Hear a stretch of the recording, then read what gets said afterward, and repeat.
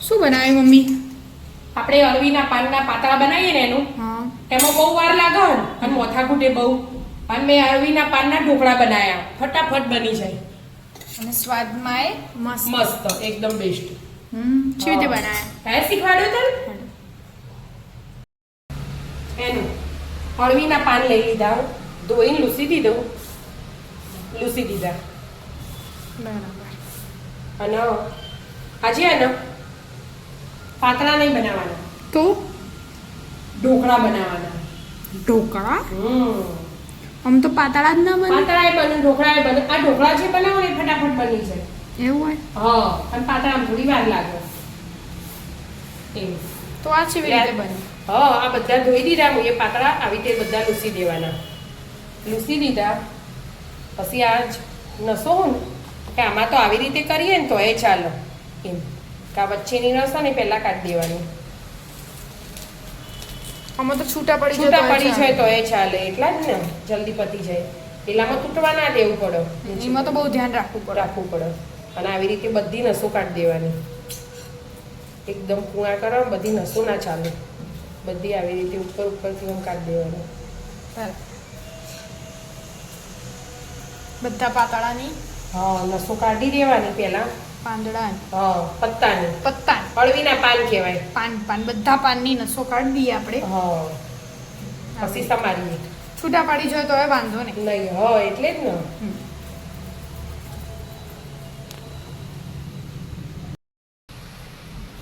નસો કાપી દીધી. હો બેટા, બધા નસો કાપી દીધી, બધા પત્તાનો. હવે સમારવાની તૈયારી કરું. આવી રીતે ગોળ ગોળ વાળ દેવાના. ડબલ હરાળું કરી. હા, ડબલ ને ડબલ રાખવાનું એટલે ફટફટ પતી જાય. બરાબર. આપણે પાતળા ભરતો વાર થાય, આ વાર ના થાય. અને હા ને આવી રીતે વાર લઈ લીધું મેં અને આવી રીતે જ સમાર દેવાનું. જે વાસણમાં આપણે ખીરું બનાવવાનું હોય ને એવું લાગે કે આવા લોબા હોય એકદમ કાપડા એવા બહુ લોબા નહીં ગમતા તો વચ્ચેથી આમ કટ કરી દેવાનું ખાલી, એટલે માપનું થઈ જાય બસ. આમાં તો લંબા હોય તો એ ચાલે અને આ નાના થઈ જાય એટલે મસ્ત લાગે. અને લોંબા હોય ઓછા ગમે એટલા માટે આવી રીતે એકદમ પતલા પતલા કટિંગ કરી દેવાનું. જો જો લોંબા હોય ને આપણે વાસણ તેલ વાળું હો. હા, એ પાપડ તળ્યા છે ને એટલે આવી રીતે બધા સમાન દેવાના. આ બીજું વાળું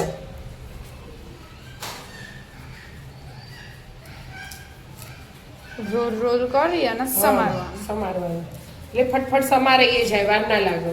બરાબર. નસો કાઢી દીધી હોય આપણે એટલે વાર ના એટલે વાર ના થાય. અને આવી રીતે કટ કરી દેવાનું એટલે બહુ મોટા એ ના થાય. બસ આવી રીતે પતલા પતલા સમારી દેવાના. બધા સમારી દો. હા, આપણે જે જોઈતા હોય બધા સમારી દેવાના. બધું સમારી લીધું. હા બેટા, છે બધું સમારાઈ ગયું. હવે એક વાટકી મેં ચણાનો લોટ લીધો અને 2 વાટકી જેવો ચોખાનો લોટ લીધો. એકદમ ક્રિસ્પી મસ્ત બને ને, ઠંડા થઈ જાય ને તો એટલા માટે. હવે પહેલા આપણે મીઠું એડ કરશું સ્વાદ અનુસાર. થોડી હળદર, તીખા મરચા લીધા મેં એટલે લાલ માપનું જ નાખવું.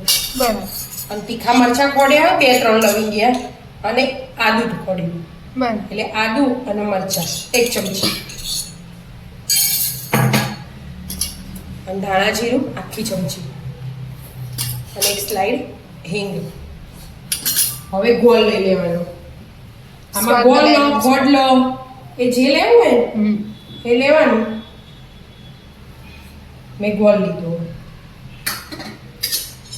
અને લીંબુ લેવાનું. અને લીંબુ ના લેવું હોય તો આંબલી પલાળ દેવાની, તે આંબલીનું પાણી લઈ લેવાનું.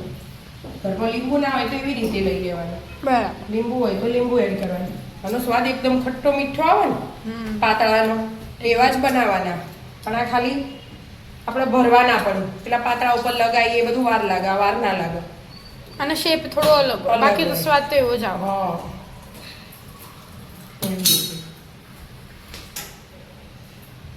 હવે થોડુંક પાણી એડ કરવાનું.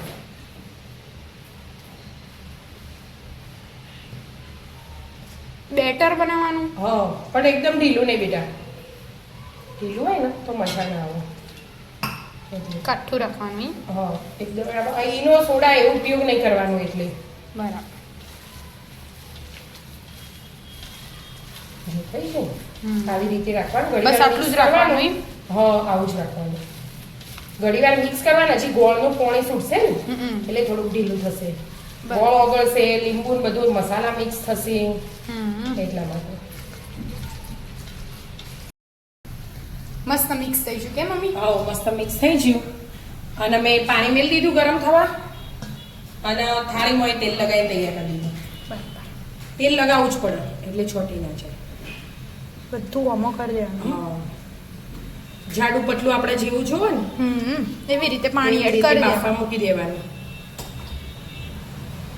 એ મેં આનાથી પતલું હોય તો ચાલે? ના આનાથી પતલું ના ચાલે બેટા. આવું જ જોવાય. આવું જોવો.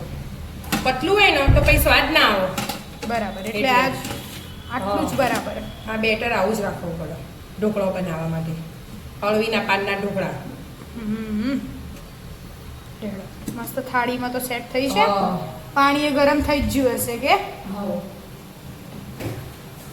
અને ઉપરથી મસ્ત તલ લગાવી દેવાના. હા મસ્ત દેખાય. એમ નહીં પાછળથી વઘારમાં આપણે લઈએ એ ખબર ને, હા. પણ આવી રીતે લગાવ્યા હોય ને તો આમ લાગે મસ્ત. કેટલી મિનિટ દેખાવ. બાફવાનું હોય? 10-12 મિનિટ બફાઈ જશે. પાણી ઉકળી ગયું ને એટલે વધુ વાર ના થાય.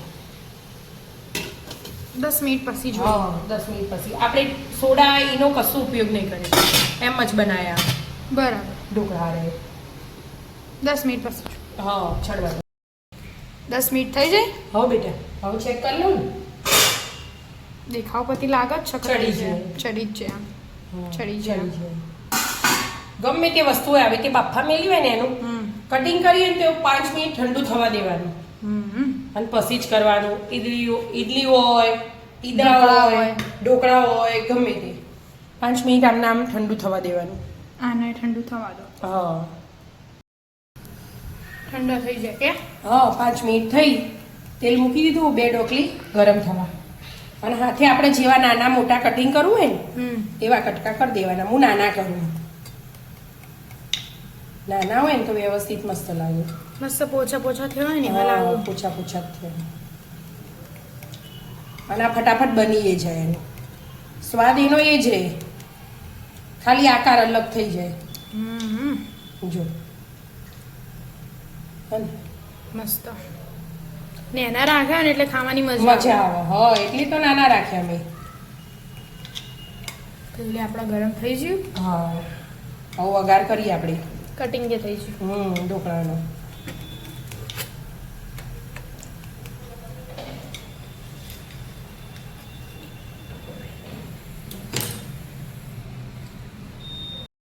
થઈ ગયું ગરમ. હવે બેટા ગરમ થઈ ગયું.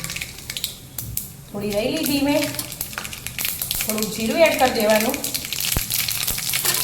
અને હિંગ અને મીઠા લીમડાના પાન. અને હવે આ પાતળા પાતળા ને બેટા ઢોકળા. અળવીના પાનના ઢોકળા. મસ્ત નાના નાના કરે ને કે મસ્ત. હા મસ્ત લાગે. હવે બધા મિક્સ કરી દેવાના. મસ્ત વઘાર થઈ ગયો થઈ કે? ગયું. હવે ઉપરથી થોડા તલ ભભરાવા હોય ને તો એ ભભરાવાય આપણે. અને લીલા ધાણા એડ કરી દેવાના. મસ્ત મસાલા ઢોકળા બની તૈયાર.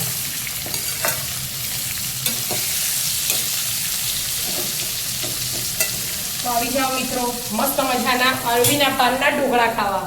મિત્રો અમારા વિડીયો ગમતા હોય તો લાઈક શેર અને સબસ્ક્રાઇબ કરજો. રાધે રાધે.